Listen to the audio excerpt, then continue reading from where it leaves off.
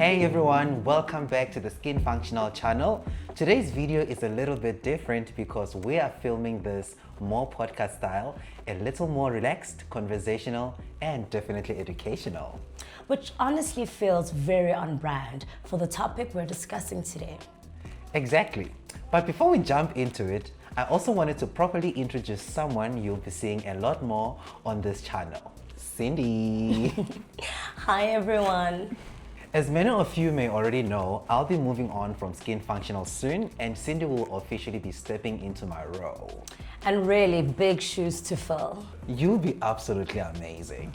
And honestly, I'm really excited because Sindi is incredibly passionate about skincare, education, ingredients, and making skincare information easier to understand. Thank you, Kev. I'm generally excited to be part of these conversations and to continue building educational content with you guys. Ah, that's so awesome. So with that being said, today we are talking about one of the most important but also most misunderstood topics in skincare, the skin barrier.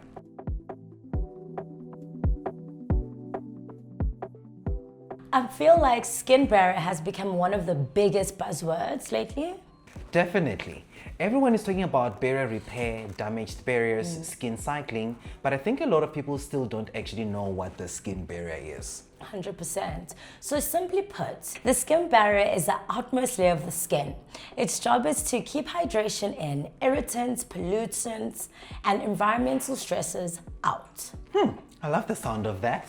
And when your barrier is functioning properly, your skin generally feels balanced, calmer, hydrated, and definitely resilient, which is what I love. But when it becomes compromised, that's when you start seeing irritation, dehydration, redness, flaking, sensitivity, breakout. I mean, the list is endless. And sometimes we're even stinging when applying products.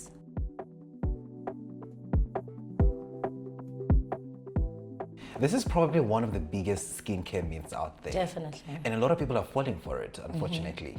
Kevin, you're 100% right. People often think tingling, burning, or irritation means a product is effective.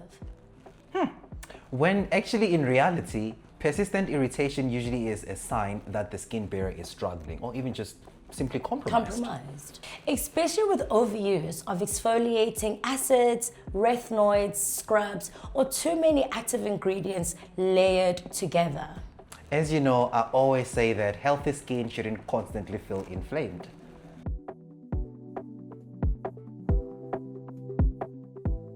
This one is so important because people with oily or acne-prone skin often avoid moisturizing or nourishing products completely. And ironically, stripping the skin too aggressively can actually worsen progression of oiliness. Exactly. When the skin barrier becomes impaired, the skin can overcompensate by producing even more oil. Barrier health matters for all skin types, including oily and acne-prone skin.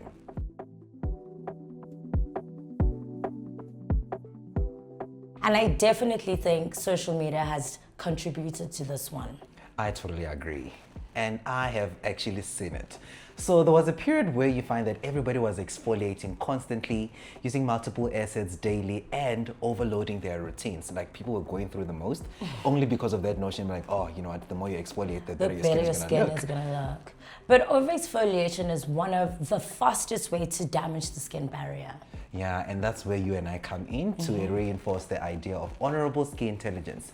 And sometimes healthier skin actually comes from doing less. This is why simplifying routines, reducing irritations, and supporting recovery comes in.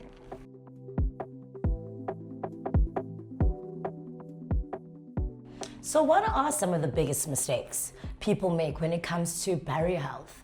Definitely over cleansing. It is such a thing. I know we're all about cleansing our skin to remove impurities, but then we can only do it to some extent.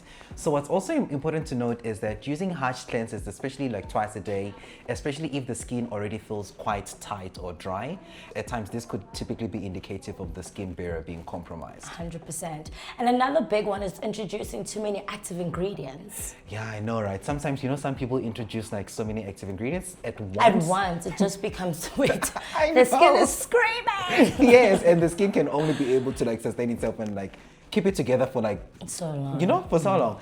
And what's also important to note is that using exfoliating acids, your retinoids, your vitamin C's, the likes of benzoyl peroxide all together at once can definitely overwhelm the skin. I mean, 100%. And also, not a lot of people focus on recovery products. and of course, barrier support ingredients are just as important as corrective ingredients.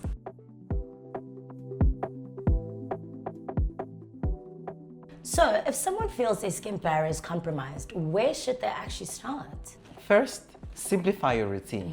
Remove unnecessary actives temporarily and focus mainly on hydration as well as barrier support. Second, use products that help reduce transepidermal water loss and support skin recovery. And third, be patient. Barrier support doesn't happen overnight. And of course, consistency is key. I honestly think understanding your skin barrier changes the way you approach skincare completely. 100%, because healthy skin isn't about using the strongest products possible. It's about supporting your skin so your skin can function optimally. I love the sound of that.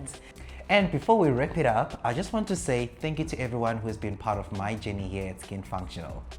And I'm really excited to continue creating educational skincare content with all of you. Yep, that is right. Cindy is here to ensure that you're well catered for. And if there are any skincare topics or myths you'd like us to discuss next, please leave them in the comments below. Don't forget to like, subscribe, and turn on notifications so you never miss a new video. Thanks for watching.